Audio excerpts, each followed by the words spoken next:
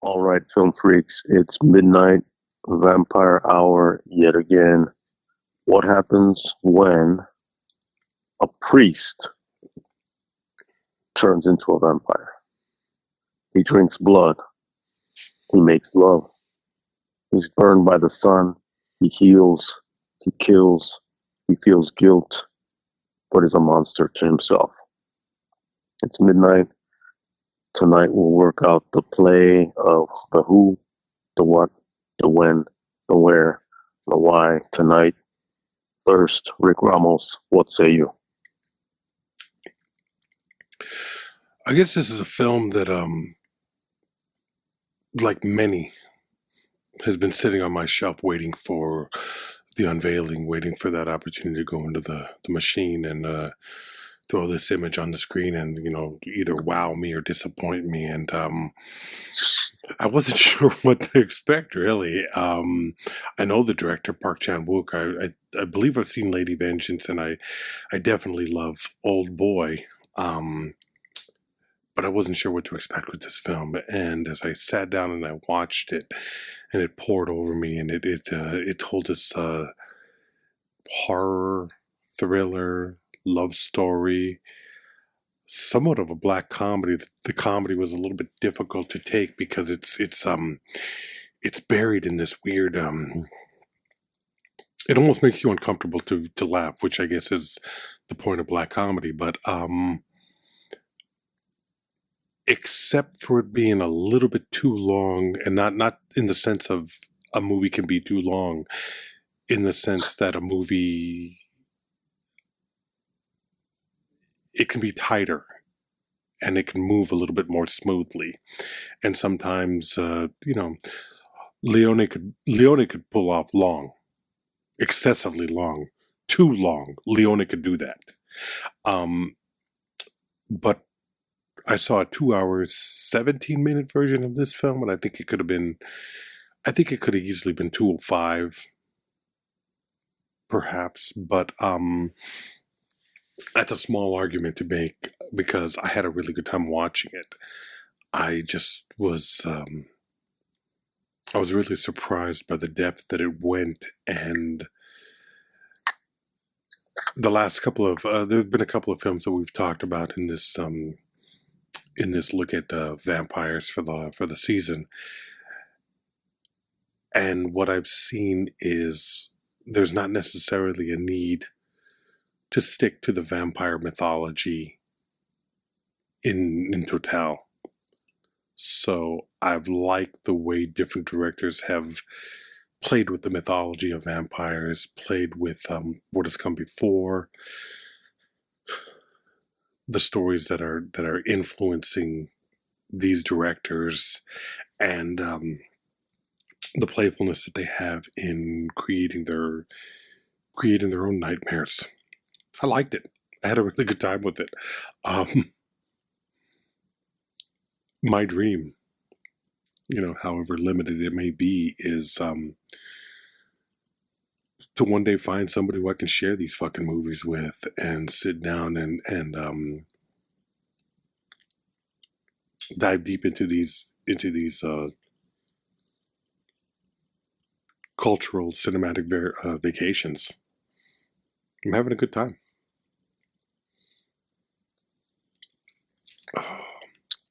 I watched this and it's intense. It's an intense 2 hours, and it's what did you expect that from this director? I would. Yeah. But I think I did expect it from South Korea in general. That might be a very too broad of an interpretation of the material, but or too broad an interpretation of the cultural filmmaking going on in Korea and South Korea. But that's kind of what I'm seeing. I mean, they're bringing it, Yeah, they are. They definitely are. I said to myself, this is where, because there were moments where I was just like, oh, fuck. Yes, it's the word. And it doesn't have to be extreme. I mean, please give me as extreme as you can go. But there's just, even the moment, it's weird, like what something will do to like one thing won't do the same amount of like shock. Mm-hmm. Example, political assassination. We've just seen one. Yeah. Here in the United States, Charlie Kirk, right-wing commentator, edgelord, all that. I've seen that footage like multiple times at this point from all these different angles. That is horrifying in terms of the graphic, all of that. The implications, the political implications, etc. This film, vampire movie, it's got blood. That footage of that political assassination, blood, tons of blood. It's interesting how in this day and age, like, number one, the accessibility of like footage of someone's assassination, it's all over social media. The levels of like desensitization. Going back to the film, there's a scene when one of the characters is using they're like those tweezer scissors. I don't know what they're called, but you use them to cut like thread. And she's like going down in a stabbing motion into another character's mouth while they sleep. Yeah. And she's not making any contact. But just that, I was just like, oh, I was just sitting there going like, fuck this, for whatever reason, that one got me. And there were little moments like that would get me. And I think the vampire myth we've gotten so, it's so broad. And I mean, it's a rich tradition, a rich literary, cinematic, pop cultural tradition that can run the gamut. But how many vampire films, stories, whatever, are you going to see or watch or hear about that they fucking give you the creeps, that they still affect you in a way that's different?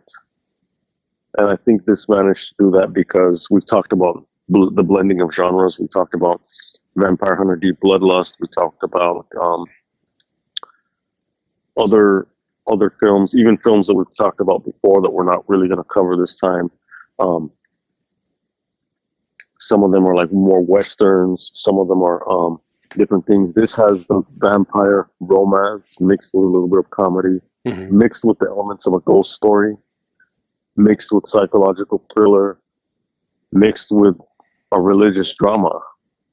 The idea of a priest in a sexual relationship, very Thornbird type of shit. But the religious drama parallel to the vampire drama. And the existential, like, you have the existential weight of guilt on the and the wrestling with faith, very much in the same way, like, not in the same way because this person hasn't necessarily lost his faith the way Karras has lost his in The Exorcist, but you see that Karras is carrying this weight, this struggle, this between good and evil, and science, and even to believe at all.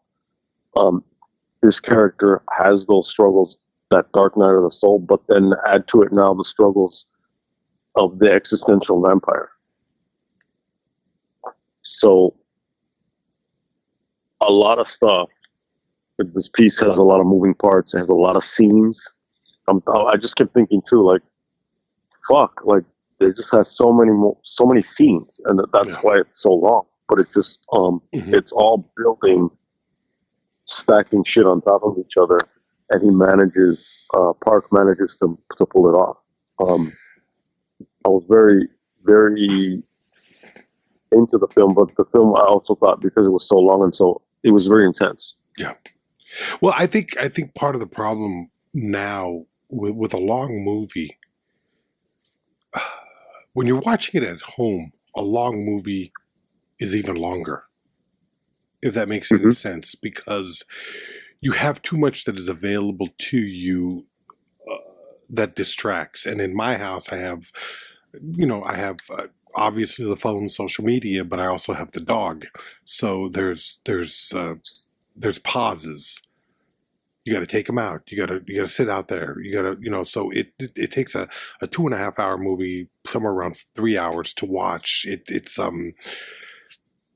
Whereas when you go to, this is the thing that I miss the most, and I will miss the most with the changing face of cinema. And it is a changing face of cinema.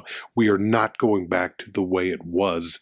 We have sacrificed the going to a movie theater watching experience for the convenience of home streaming and Blu-ray, and even Blu-ray is not even an option for the majority of people. But we find ourselves in this situation now where you cannot. I think it's impossible to enjoy a film at home in the same way that you did when you went to a movie theater. So, admittedly, when I complain about the length of this film, I'm not talking about necessarily the length of an art piece. I'm talking about the difficulty in dedicating yourself to that.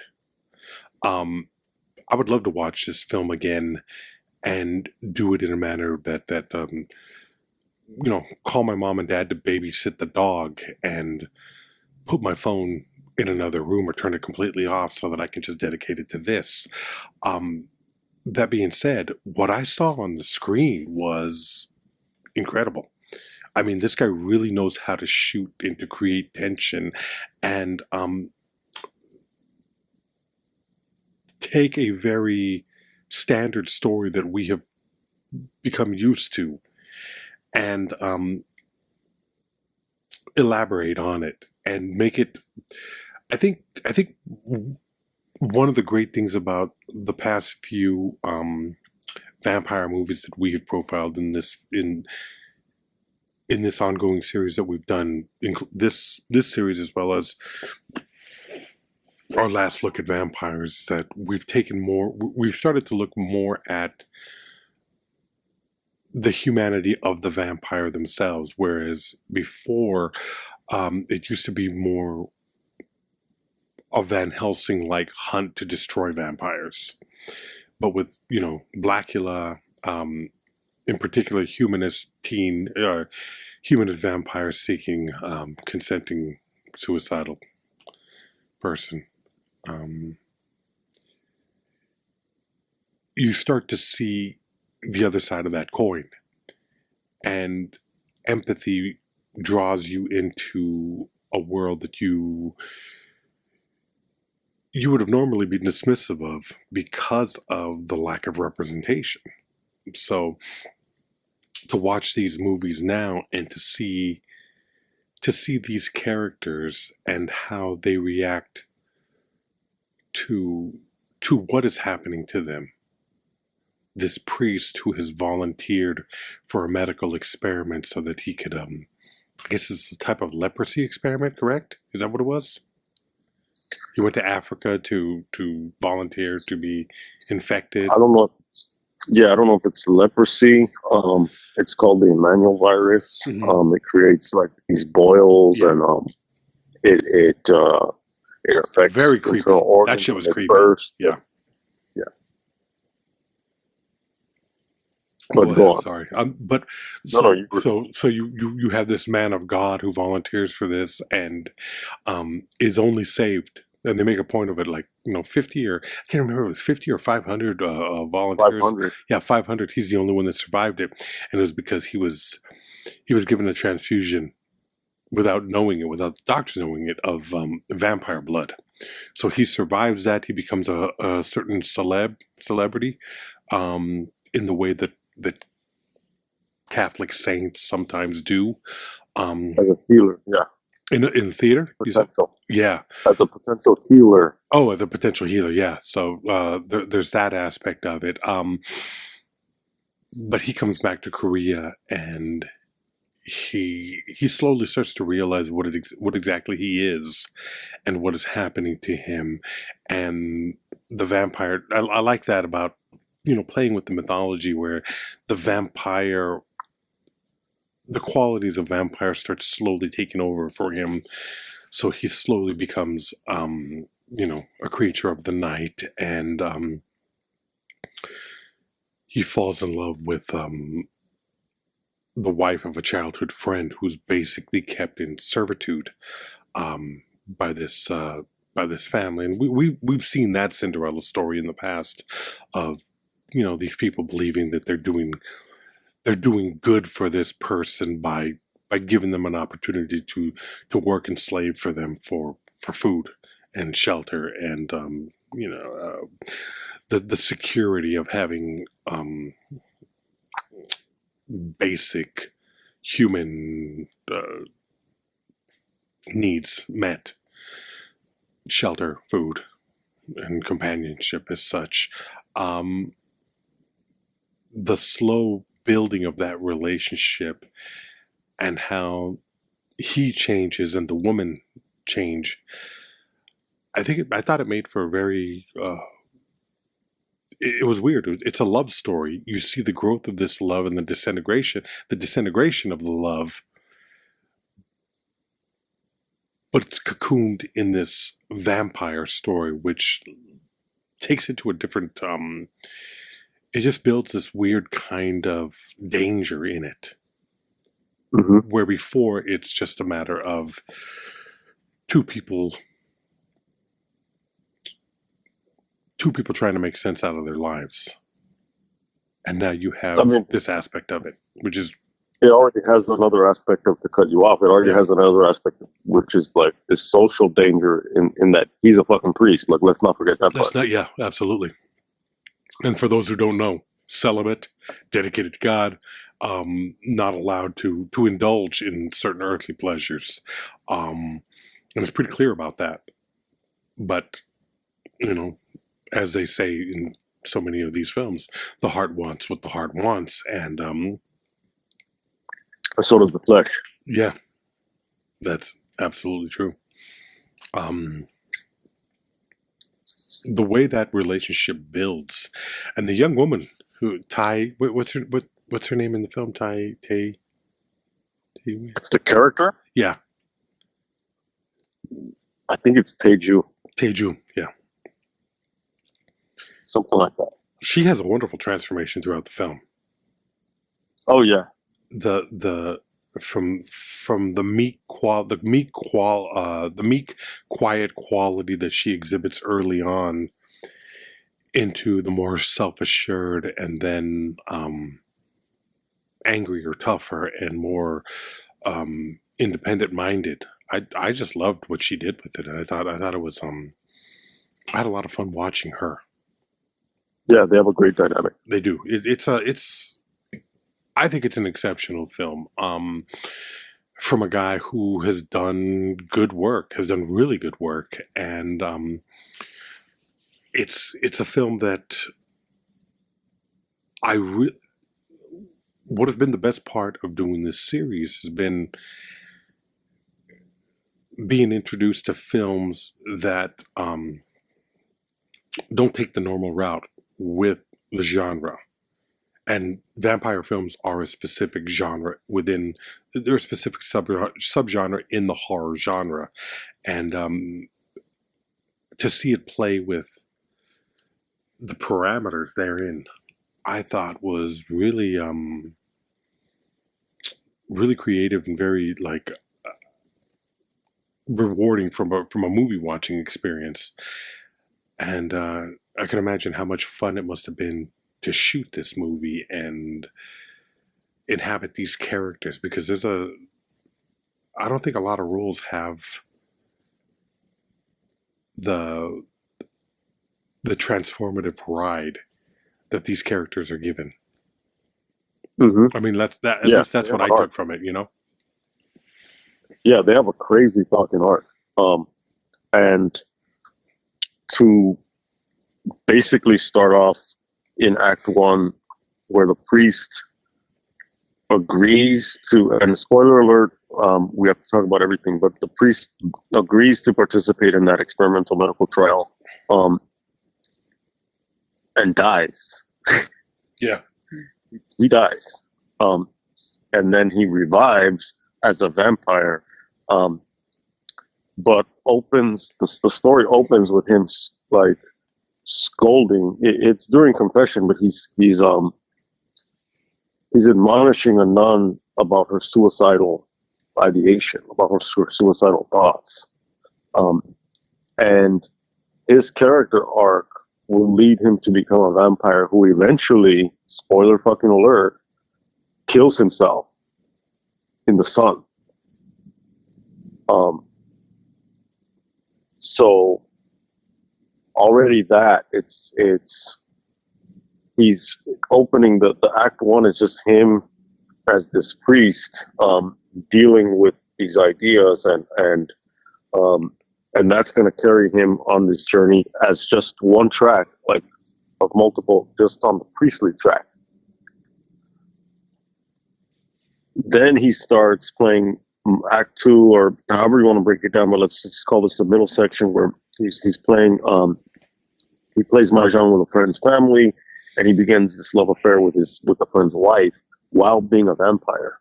And then that turns into ultimately this murder plot.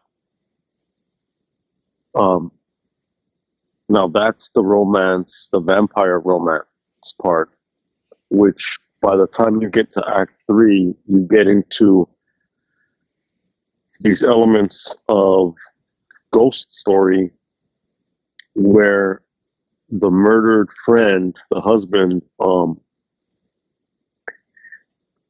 there's a play on, are they haunted, or is this person haunting them? And the distinction I'm making is that because you see scenes of them having sex and that guy is there wet because they drowned him. He's not just there, he's in between them. Which I thought was, and you sit there and you're like, this is funny. Am I supposed to be laughing at this? What the fuck is going on? But it's fucked up, yeah. And there's water like dripping from like everywhere, and the way it's shot, the assumption is that this is real. Yeah. Because the person is there. And it's not shot in a way that says this is in their heads. It's shot in a way that says this is in the world. Therefore, it's a haunting. He's come back. Which we also have to state, that's a very common theme in Asian films. I mean, I think it's much more prevalent than American films, where there are these hauntings. Yeah, which we'll get to as we go into more Asian cinema. And American films will kind of warn you and say, "Oh, this is in the character's head," but you, as an audience member, you know that this isn't real. Yeah. But in this film, you don't know that it isn't real, or whether it's real or not. At the same time, it can be seen as like they're haunted by their act, and it's as if the guilt is manifesting. It's in their head. It's psychological. Or is it in between, where it's like it's psychological, but it's so powerful that it's as if it exists. That's just that piece. I think they pulled it off really, really well. Oh yeah. But now stack on top of that, in the third act, this toxicity between them that reaches its full development once he kills her and turns her into a vampire, because he revives her, but as a vampire, in order to save her. Mm-hmm. So now, as you said, she's fully coming into her own. She's already her introduction is like she supposedly she sleepwalks and she takes off her shoes and runs through the streets barefoot, so her feet are all calloused. And so she's already like this nocturnal character, who isn't being allowed to come into her own. And a lot of times with monster type transformative films, once you become a monster, there's a brief moment before you fully go into monster mode where you're like at this heightened level of like power, or your humanness is more powerful. The Fly. Have you seen The Fly? Oh yes, many times. Yeah, so you see that Definitely. he's like super, supposedly all sexy and everything before he turns disgusting. Have you seen the film with Jack Nicholson, Wolf? Yes, many years ago. I'm not as familiar with that film as I am with The Fly, but yeah, I have seen it. Heightened senses. This you see it a lot. Where now, oh shit, I see the world differently. Interview with the Vampire. The statues seem to move on their own. He sees everything through this like bright filter, etc.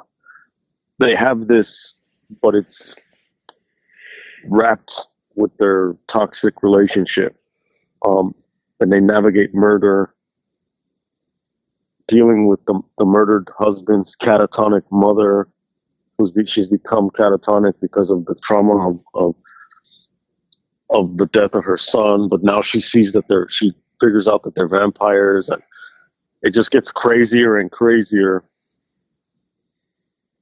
And then it becomes this breakup, but the breakup to make up and all this shit, and then finally like the death.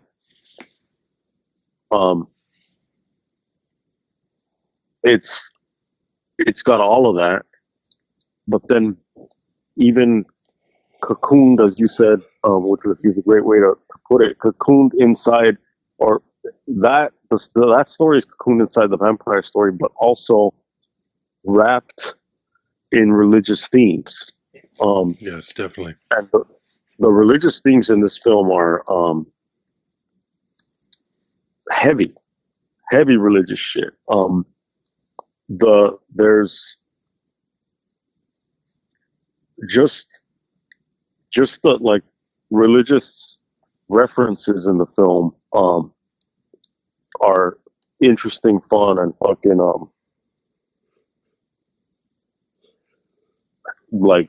numerous. Yeah.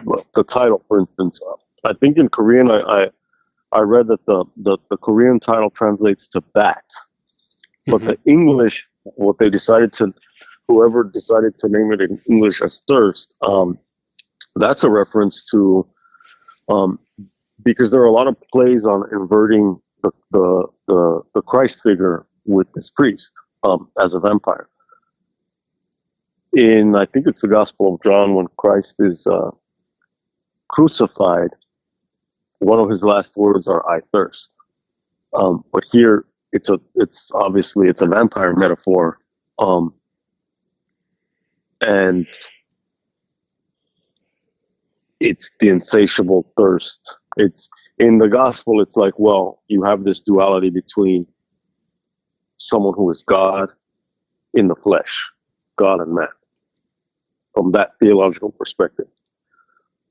And so I thirst means I am human and I'm suffering. My body is suffering up here as I'm dying. The vampire metaphor obviously is like, I need blood. I need to drink blood to live. Interestingly, did we sidestep that and go to another religious tradition in Buddhism, which this I'm just reading into this and adding to it to give it more, to me, to give it more richness. In Buddhism, there's the term Trishna, which is a Sanskrit cognate of the English word thirst. So thirst and Trishna are related.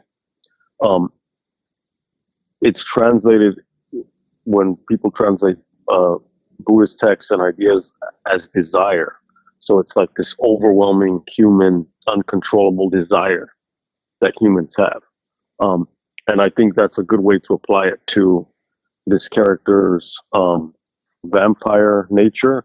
At the same time, his like lust for this woman, like against his better judgment on multiple fucking levels, he can't help but be completely drawn to this woman.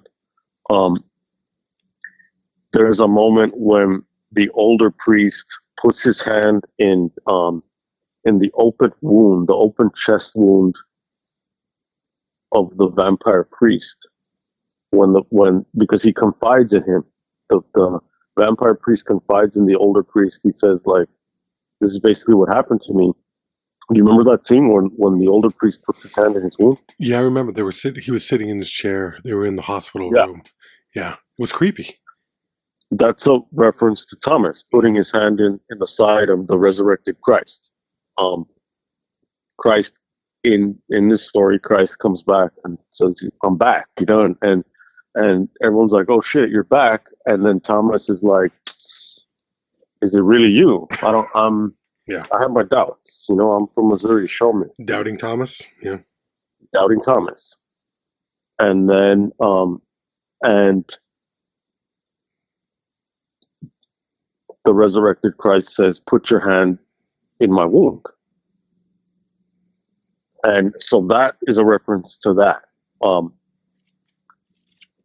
There's a moment when the vampire priest's lover, she asks him, they're on top of a parking structure, and she's like talking about how he can jump, and she's like, he's carrying her, and she's like, "Can you jump down from this height?" And he's like, and then it turns into this wild, like, cool little, like, roller coaster moment for them. Yeah. In the Gospels, at one point, the devil tempts Jesus, and he dares him. He says to throw himself from the height of the temple in Jerusalem. Throw yourself. If you're basically God, the angels are going to catch you. So that moment in the film is a reference to that. There's a moment when it's got tons. There's a moment when she hands him a coin, and she's like, "Can you bend it?" And he breaks it in two. He's a priest, and during Mass, when priests they transform the host or the wafer, when they transform that into the body of Christ, there's a moment when they break it. He breaks it. He doesn't hold it up above his head and do it in front of the congregation, but he breaks it he snaps it in two in the same way that you would have, and it's the same shape. A coin is the same shape as the wafer. So there's a reference to that. Instead of walking on the water and calming a storm, this vampire priest drowns someone, his enemy, so he can be with his wife, which is also a reference to David. David doesn't drown, but drown the person, but there's a reflection in that. The virus is called EV, the Emmanuel virus. Emmanuel means God with us. And so if you have a Spanish-speaking friend named Manuel, that's where that name comes from. There's that. The old priest wants his blindness cured. Jesus cured the blind. The priest comes back from the dead. What does he do? He resurrects. Then you have this whole theme of the priest, when he gets like super horny, he fucking like whips himself. So that goes back to a tradition of the mortification of the body. And that kind of exists on a spectrum from, on one end, agony, to the other end, ecstasy. And I mean, like, this is kind of a some artists like Leonard Cohen was very much understood he would understand this priest character, because he understood the continuum between the spirit and the flesh. And I mean, a lot of his work was based on that interplay and kind of like these BDSM elements of that, where it's like extreme separation to the union with the divine on a mystical level. Mm-hmm. A lot of times that there's a swing between back and forth, where you have mystical saints in the past that would describe Saint Teresa of Avila, talking about basically like the plunging of God's love into her, and like, what does that mean, right? Mm-hmm. And the ecstasy of union with the divine through the plunging of this blade or whatever, this thing, and thrusting it into her, the way the spear is thrust into Christ and his death. And it's like super, like, on the one hand gory and violent and penetrative, but it's at the same time, it's kind of like, well, this is sexual, clearly, but at the same time, it's spiritual. And now add to all of that shit, this toxic vampire love story where it's like they're fighting and they're beating each other, but they're fucking, and the vampire, these don't have fangs, but vampires with their penetrative biting, and it's got all of that added to it, and so it has this duality theme as well, which is like the spiritual and the carnal of the flesh, carnal, pleasure and pain, pain and pleasure, love and lust, life and death, giving blood, taking blood, giving life, taking life, and the back and forth between that. Kind of wrapped in a sense of like really heavily is this idea of a scholar of religion named Mircea Eliade talked about the sacred and the profane. So the sacred is like that which is holy or set apart, and the profane is that which is earthly and mundane. And he theorized that like religious and spiritual people, they live in both realms at different times. Kind of like, I mean, before I go into it, it's kind of like going back to your take on the film being long and it being different when you watch a film at your house. I mean, like, the idea of watching a film in your house is, with all of its advantages, the disadvantage is that it's not a neutral place. Mm-hmm. Your house, your home has expectations of you that don't give a fuck that you're watching a movie. If some asshole comes and knocks on your door, he doesn't know that he's not supposed to knock on your door because you're watching a movie. The phone doesn't give a mad fuck. Your dog doesn't care that you're watching a movie. Your dog's like, I'm in my fucking house. Like, you're just a guest in it, motherfucker. Like, feed me or whatever. If you go to a place where you know you're going to participate in this ritual, basically, where you're going to sit in, and this is ideal because this idea is lost now. But the idea is that you're going to a place where you're going to sit and watch images of flickering light in front of you in silence and to a certain degree reverence, because you're going to respect that. Yeah. And for 2 hours, nothing exists outside of your connection with this thing.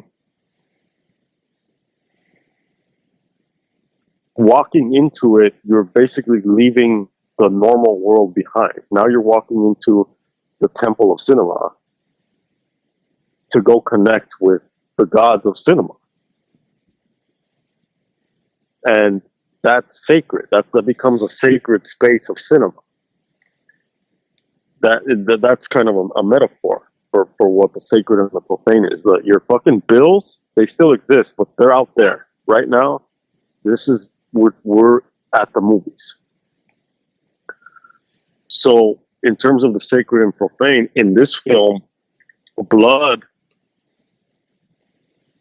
it deals with the sacredness of blood and the weight of everything that the tradition, the Christian, and specifically Catholic Christianity view of blood, Christ's blood, as equaling his sacrificial death for the sins of mankind. At Mass, when the wine is consecrated, it's made sacred. To consecrate is to make sacred. And through transubstantiation, which is the transforming of it, and Catholics literally believe this, that it's turned into Christ's blood. Some Catholics. Catholic doctrine. Yeah, I know. Catholic doctrine, what some asshole believes is immaterial. What I'm saying when I say Catholics believe this, I'm saying the doctrine. And so therefore the majority of Catholics buy into that. No, well, the thing is that I knew a woman who believed it turned into the actual blood of Christ. And everybody I've known has always taken it as symbolic. It's Catholic doctrine that transubstantiation literally turns it into the blood of Christ. Yeah, I just don't think that's a common belief. I'm nitpicking on this one. It's a world I come from, and it's a world that I struggled with for a long time, and that was one of the things later on that became apparent where I was like, wow, that's there are people that believe this aspect of it, and it was just hard to reconcile with, but of course, I mean, yes, it clearly, but it's also a world that I'm very familiar with, where it was a common idea that it's like that is his blood once it's consecrated, and it will be treated as such. That's why once it's consecrated, it is now sacred. Yeah. So it's not seen as, oh, this is a metaphor. No, this is now the body. If the host falls, it has to be prepared, it has to be buried, and it has to be treated a certain way. It's not, oh, this wafer is trash. You know what I mean? Like, and I'm not saying that I believe that. I'm just saying that this is what the doctrine is. You can take the doctrine, leave it, flush it down the toilet, put it in the garbage disposal, or frame the doctrine at the highest level of your home. Like, doesn't mean shit to me. I'm just saying that this is the belief. Yeah. And so, reflected in the film, when priests say the version of what Jesus supposedly said, which is, this is the cup of my blood. At the Last Supper, he says, this is the cup of my blood. And the priest will say, the blood of the new and everlasting covenant will be shed for you and for all, so that sins may be forgiven. Do this in memory of me. Everyone there is like, what are you talking about? But then they'll find out, right? So in that sense, the blood is sacred. And even another tradition, it's the idea of the blood of the covenant is thicker than the water of the womb, which is like the full thing of the whole blood is thicker than water shit, which people mean to say that, or they say it means family is more important than more either important. Friendship or ideals even. Yeah. Actually, the actual quote means the opposite, which is to say the blood of the covenant is thicker than the water of the womb. The water of the womb is actually family, because that's the water of the womb. Anyway, the idea is that in this film, because he's a priest, built into that story is the idea of blood and the blood of Christ being sacred. In the vampire sense, blood is sacred in that it transformed him from being human to being beyond human. Now he's at this height, he has this heightened state of being, but he has all this guilt about it. She, his lover, she sees it as this kind of like transformative thing that really like almost turned her into a god. Well, for her, it's freedom. For her, right. It's escaping this world. Her backstory is basically that she was abandoned by her family with this family, and they raised her reluctantly. But in a lot of these stories, believing that they were actually carrying and giving to her, where the truth is they were treating her like, Cinderella's stepsister, as the closest literary comparison that I could the most obvious literary comparison that I could make. But herein, she becomes stronger. She becomes godlike in a way. The blood power. Is her mm-hmm. Yeah. But beyond freedom, it's transcendence for her. Yeah. It's beyond that. It's more than just like, oh, here's money so you can buy yourself out of here. She's beyond humanity. She's beyond ordinary death at this point. Yeah. At the same time, in the film, blood is profane. You have this whole like thing that it's built on, which the story itself relies on the backstory of Catholicism.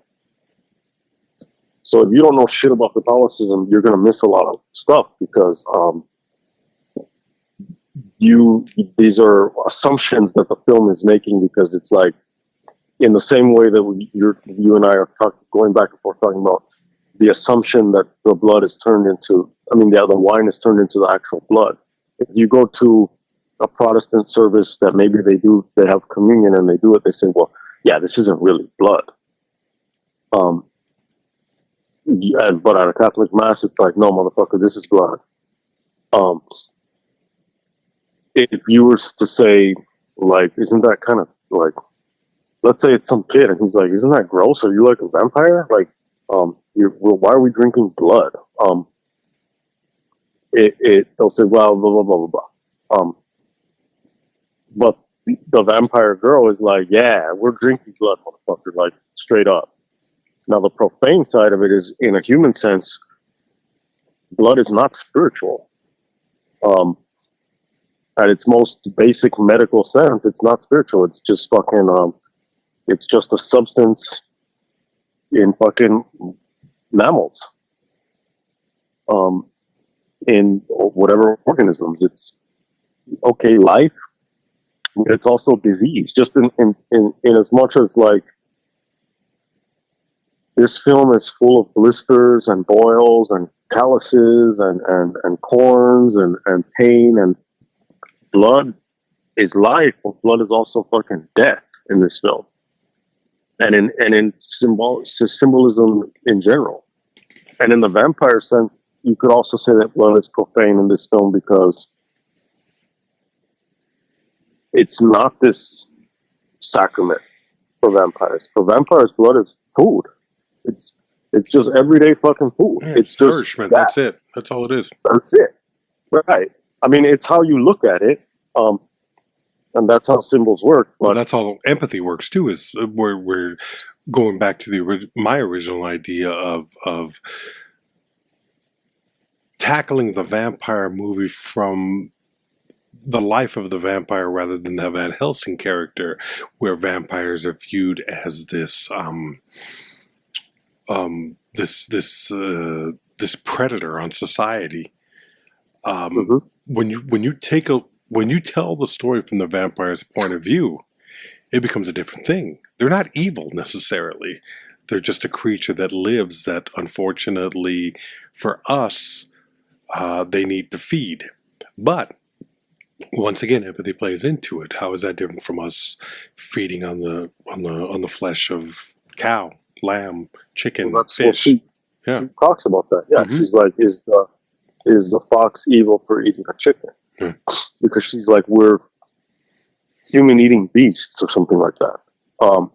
So at the same time, it has that duality. It has that sacred and profane. So she thinks of it as like, we are now, it's very Vampire Hunter D when Carmela tells D, she says, like, we're nobles. Basically, humans are just cows. We're nobles. She's like, so join me and be my slave,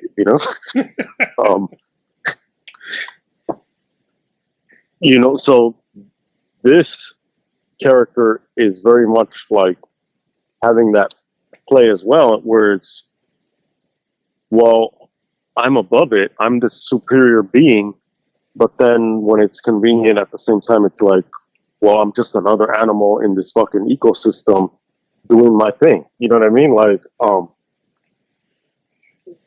whereas his play between sacred and profane is, he still aspires to to goodness, and just that's just from an ethical perspective, which doesn't need spirituality, but at the same time, he still has this sense of connection to the transcendent and having and wrestling with that and what his behavior means and what now his way of being means. Is it just even a sin to just exist as he exists? And he wrestles with that all the time. But at the same time, he has these flesh driven desires that he does give into, and then he justifies. So he can't just exist and enjoy his vampire status. It's very much like, and Anne Rice was, again, she was pivotal in the idea of looking at the vampire from the vampire perspective. Yeah.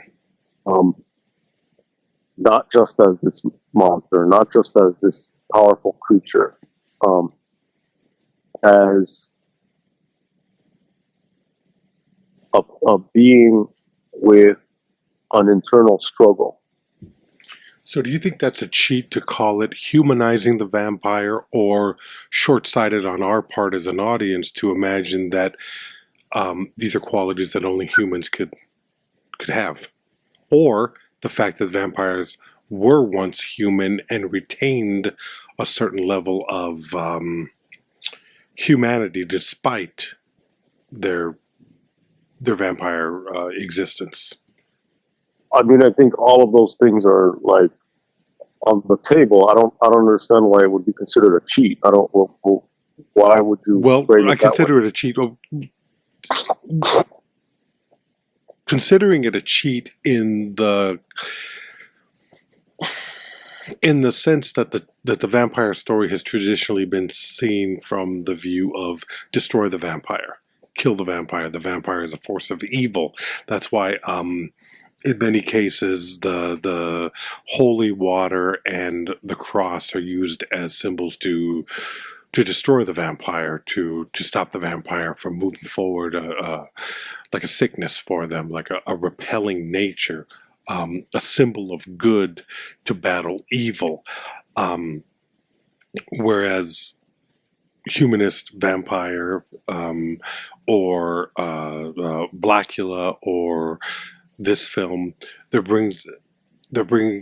these films bring with them a certain sense of nobility, honor, and I'll just say it, humanity for the character. They're no longer displayed. They're no longer presented as evil. So the cheat comes in the standard storytelling methodology of the standard storytelling narrative versus breaking down the idea of evil as these characters being evil and are now just rather doing what they need to do to survive, existing on their terms. Oh, I mean, I think again, Anne Rice changed it. I think it's. I don't know that it's like. At this point, it's like, well, what is the standard? You know what I mean? Like, well, I think the difference is that we came up during an era where the Anne Rice version of it was becoming more standardized. Everything before that, Bella, Christopher Lee, Frank Langella, Chris Sarandon, they were all evil vampires. They were all charismatic. Yeah. Yeah, they were Um, Dracula and characters. it's all Dracula, uh, and then I Am Legend. Well, I Am Legends. Puts it, I never really. I don't. I don't play that one within the vampire genre because I'm never really sure if those are vampires or zombies or um, just. The problem with that movie is that there's never really. It's a good spectacle, well, but it's not I'm not necessarily even an talking about the understanding. movie. I'm talking about Oh, the the book Matheson that, book. Yeah, yeah, the I haven't book read the that book, like so I can't speak to that. influenced the movie. So it's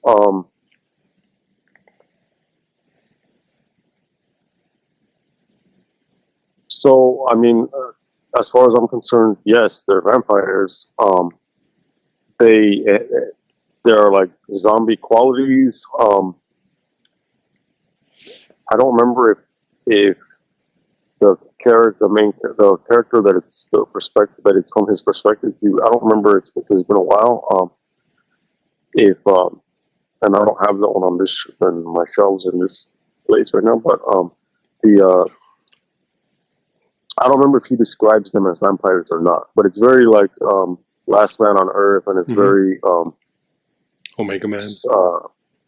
yeah, and um, I think his name is, if I remember correctly, I think his name is Neville, and he's like looking at their blood under a microscope and all this type of shit. But that also adds, it gives it like a monster kind of quality that's different from the monster that is the charismatic seducer that is Dracula.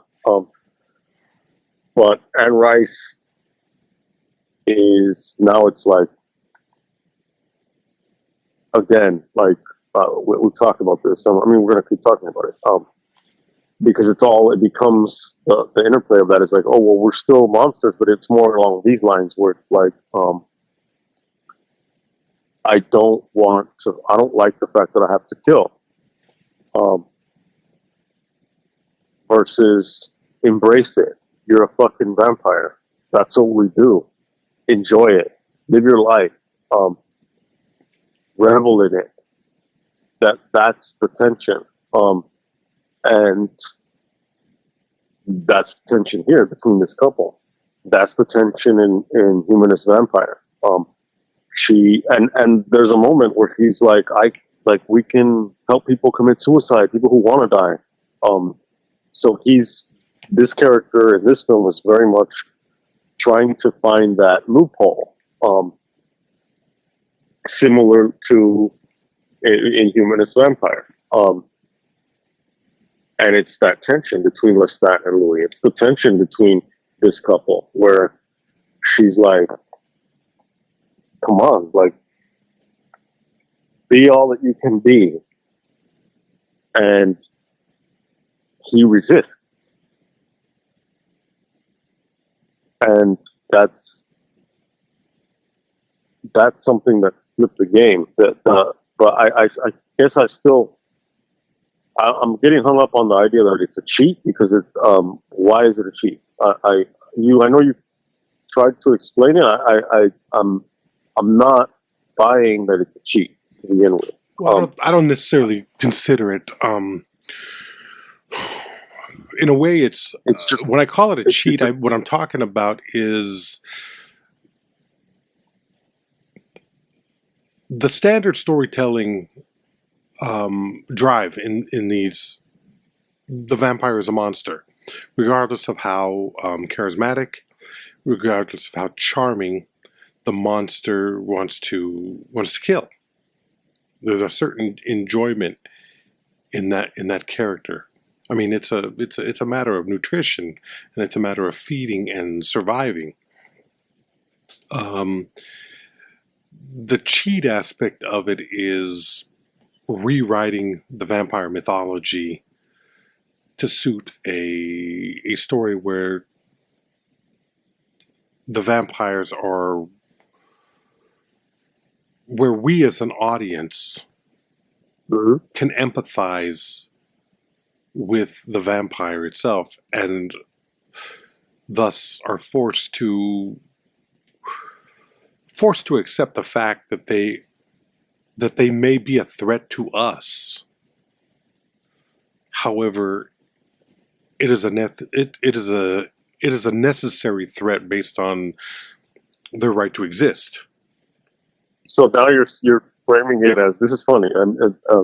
Now you're saying, is basically that idea, is it vampire propaganda where it's created for the purpose of humans empathizing with vampires because we're made to believe that they empathize with us, even though they're also ultimately a threat to us, but we should accept them anyway. It's a question. And by it's not just accepting it's I think this movie, Only Lovers Left is Alive. interesting. Yeah, I think that plays kind of, into it. You know, I mean, there's a story there. I think there's a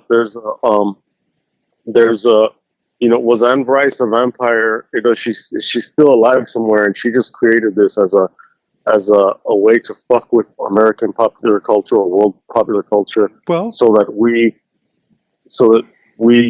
humans would ultimately accept vampires if they come out of the shadows, and they can demand so-called human rights or some kind of rights, vampire rights. So as a plot, so that ultimately, once we accept them, they can rule over us or kill us or feed on us or whatever.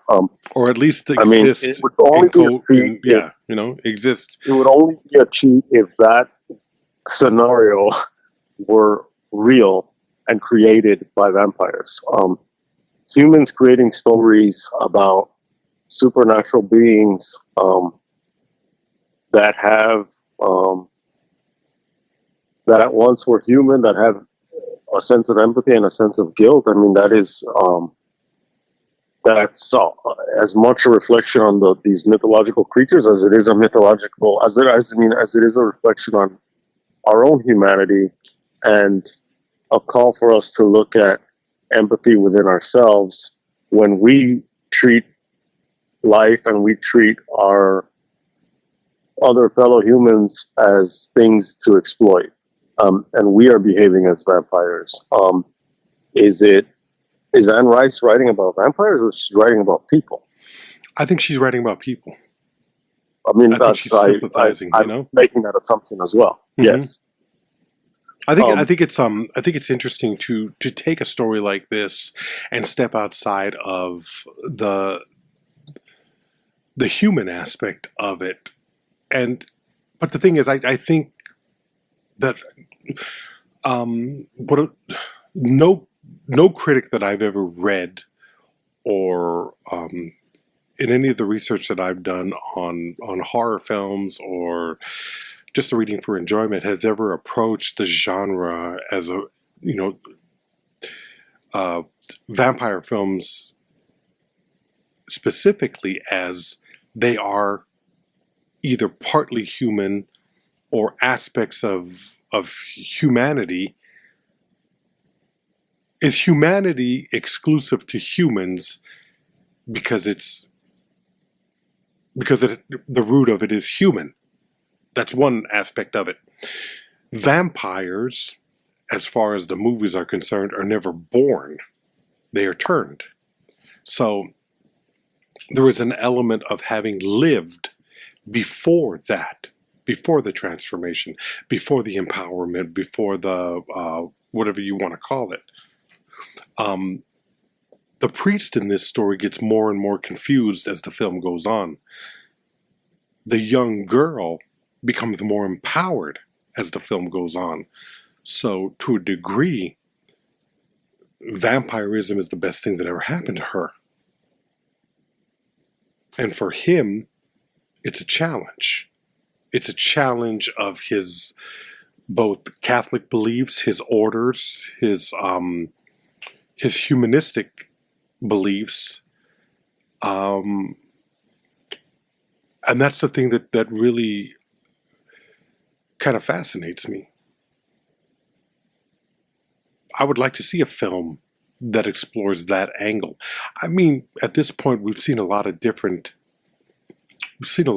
aspects of the vampire story. I think the one that comes closest to diving into that is Jarmusch film, where you see the vampires as a loving couple that have gone through the centuries being together, who can't necessarily live together for whatever reason, but find themselves artistically inspired, literary inspiration. There's a lot of levels to that where vampires are almost exclusively described as monsters. I think that's the point I'm making with the cheat aspect of it, where are they exclusively monsters or are they human, half human? Do they have the residual elements of humanity within them? Excuse me. That's what I find fascinating with this film. Humanist Vampire, Only Lovers Left Alive, Blackula to a degree, even Bram Stoker's Dracula, or at least Coppola's version, as his Dracula searches for Mina, and Yeah, I mean that's a beautiful line in that film. Where it's like, I would cross oceans of time. What was the line? Yeah, it's something along the lines of I've crossed oceans of time to find you, or something like that. Leslie knows the line better than any of us. Of course she does. Of course she does. But I think that's the thing where I to look at these films from the perspective of confused humans, or humans that have made an evolutionary transformation through disease, because vampirism is basically disease in all of these films, and you relate it back to Seth Grundle in The Fly. I just find films like this make the whole genre a lot more interesting than the traditional Van Helsing hunt to kill. I think that I personally think the story is more interesting from the vampire's point of view. Yeah, I mean, I think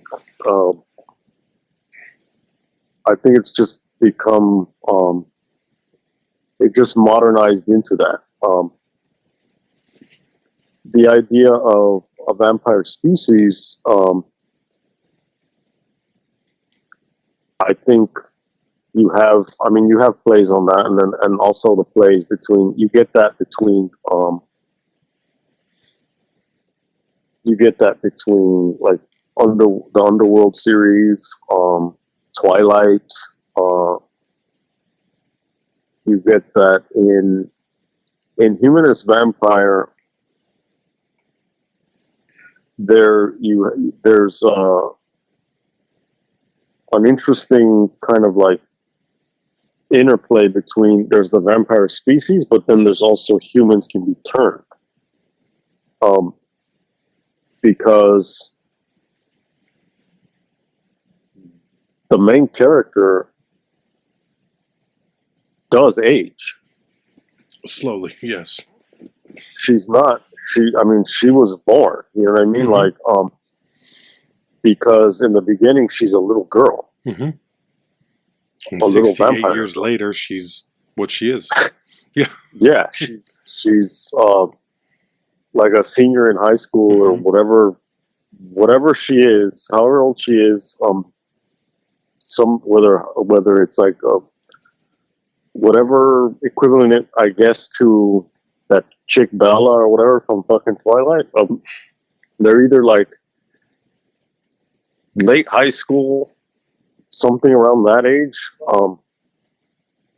and yeah, she's supposedly 68 years old. But there's clearly a difference between her age and her parents.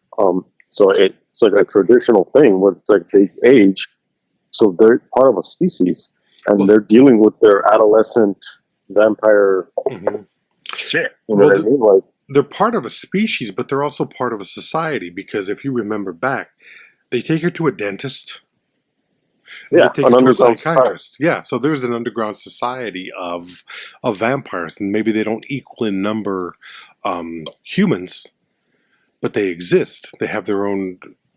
They have their own services, which I thought And was they really exist in interesting. shadows. Yeah. Yeah, I mean, in the same. I mean, but that's always been it's if you have the one vampire in a castle, and I recently, I don't know what I was looking at, that someone was like, well, vampires aren't just naturally rich. Like, Dracula had a fucking castle because he was Dracula, not because he was a vampire. But the idea, I mean, there's also like, well, vampire fucking economics. It's like, well, if you're immortal, you have fucking time to like Amass potentially wealth. get rich. Yeah. Huh? You have time to amass wealth. Yeah. Yeah. And you have time to get in with the rich non-vampires, you know? Mm-hmm. And let's be honest, a lot of those bastards would sell themselves out to that world. Of course. We've seen that. The point is, though, that it's like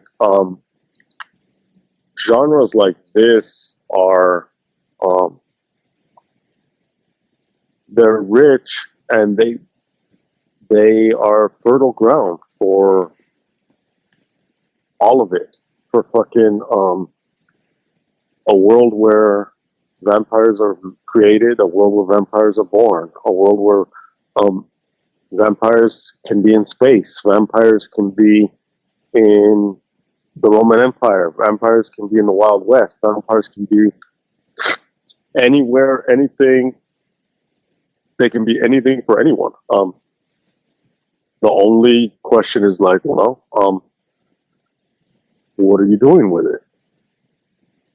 You've got vampire clans, vampire societies, vampire zombies, vampire fucking porn. You've got vampire everything.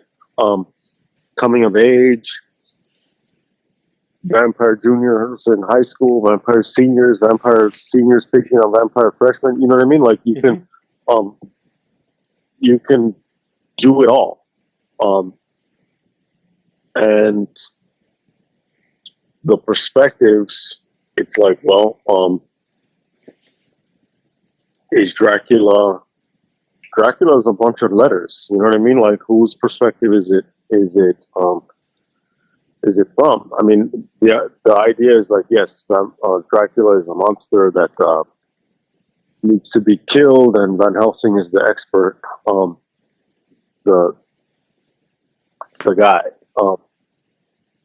or is it, well, the vampire is my lover, and Van Helsing's just a cock blocker? Yeah. You know what I mean? Mm-hmm. Or is it, I'm the vampire, and I don't like it?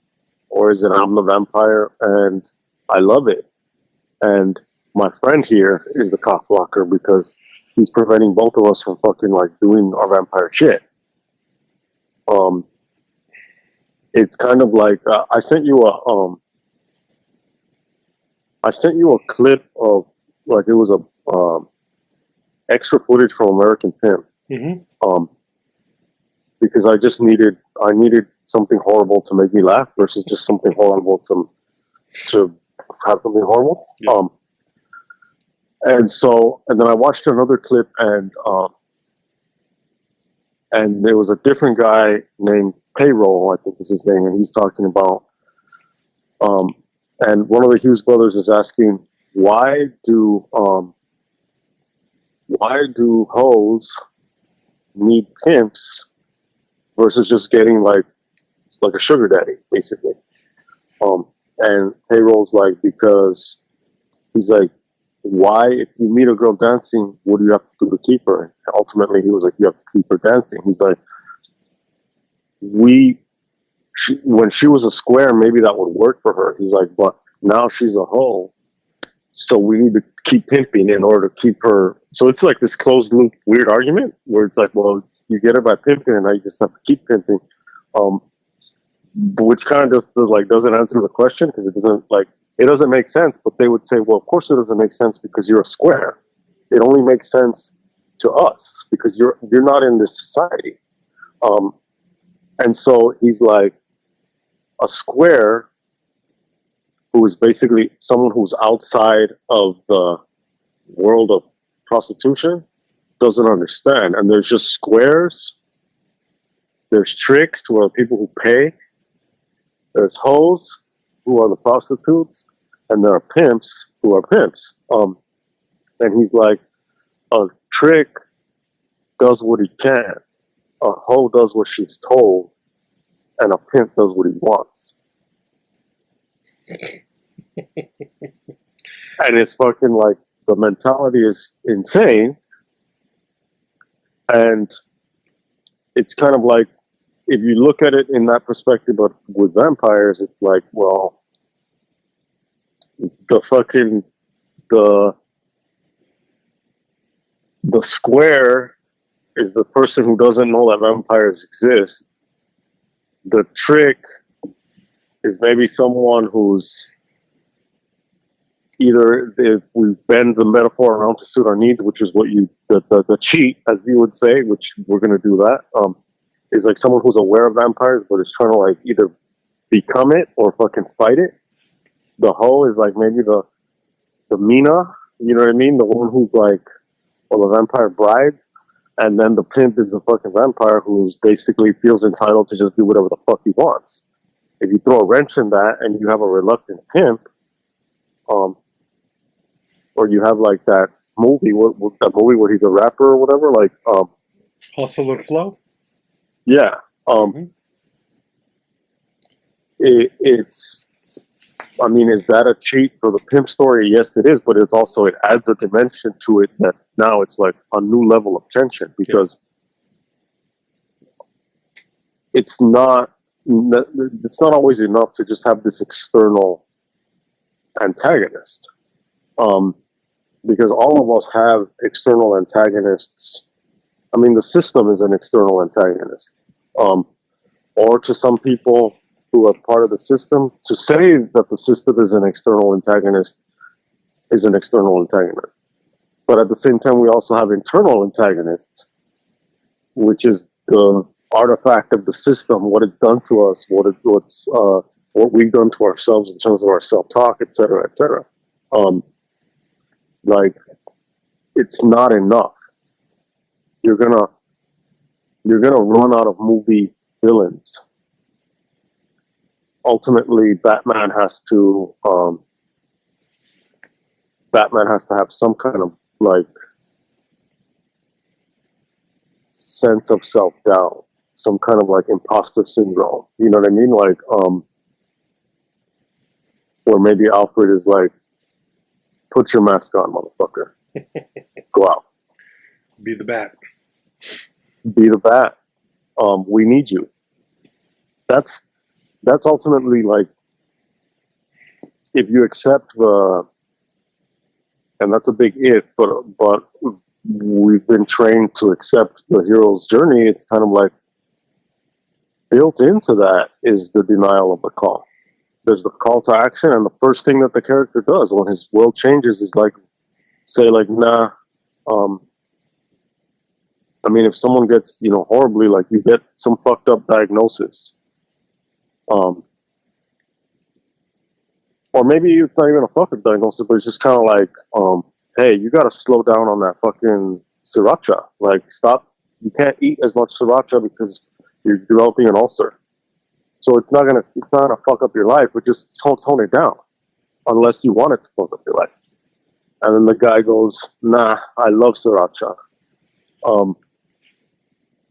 Something's changed, and then the first thing that person does is to deny it and to go against it. And then ultimately the person has to accept it and go on that fucking journey.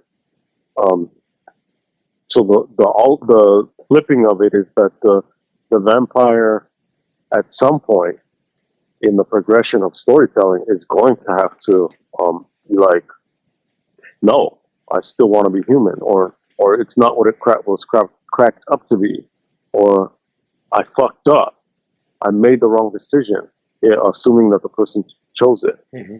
It's all of that. Like, what if you make a deal with the devil and then you live to regret it? How do you undo it? Well, you fucking you hire a little karate kid to fucking play guitar for you, and then you have a movie. That's about it. Is it a cheat? You know what I mean? Like, Maybe. it's I welcome though, but we need the cheat. If it's a cheat, we need it because I never said the cheat was a bad thing. Yeah, I'm it's just an saying, evolution of the game. Yeah, it's. Don't hate the player, hate the game. We're going to add something to the storytelling tool book now. Yeah. But something that wasn't done before. It's an evolution of the narrative. It's an evolution of the narrative structure. And I that's what I see these films as. Whereas this film wouldn't have been made 40, 50 years ago. We weren't at that point where we could... I don't think we had that level of empathy in our storytelling, or at least with the horror genre of storytelling. It was evil is evil. The point, I guess, is being told that vampires are evil for so long, and now you see something like this, and it's like, no, they're not. They're not evil.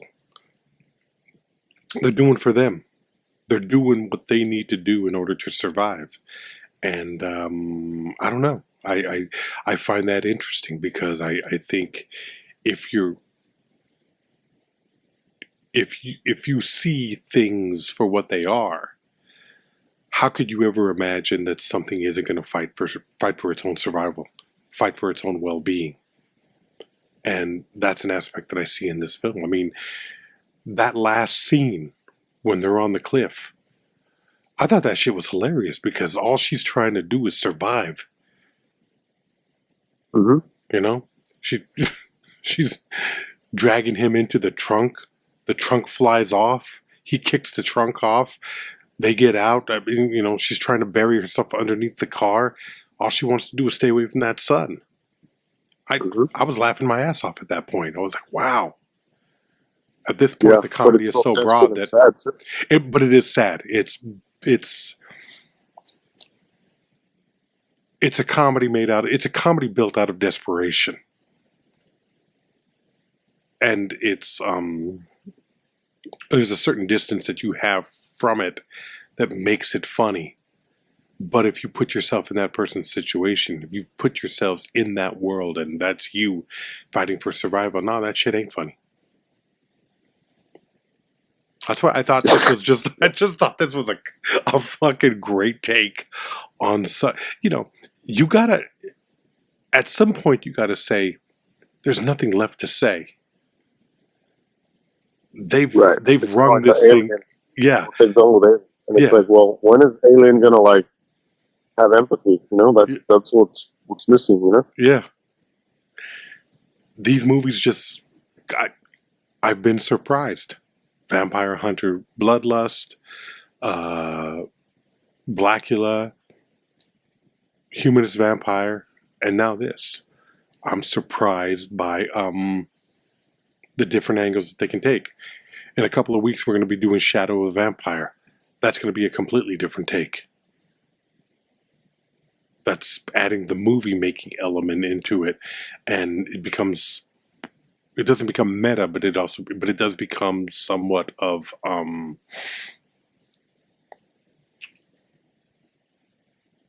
the examination of creating art. Yeah, and the compromises. Yeah. I'm really looking forward to that because I haven't seen that movie in about probably 15 or 16 years, if I'm probably more. Yeah, there's a lot to play with. And sometimes we go forward, sometimes we go back to fucking re-examine. But every time we try to go deep, and we're having fun with this shit. Having surprises and a lot of fun, yeah. buymeacoffee.com/WatchRickRamos. That's buymeacoffee.com/WatchRickRamos. Tonight, this one goes to Burroughs. Thank you for what you do. Goodbye.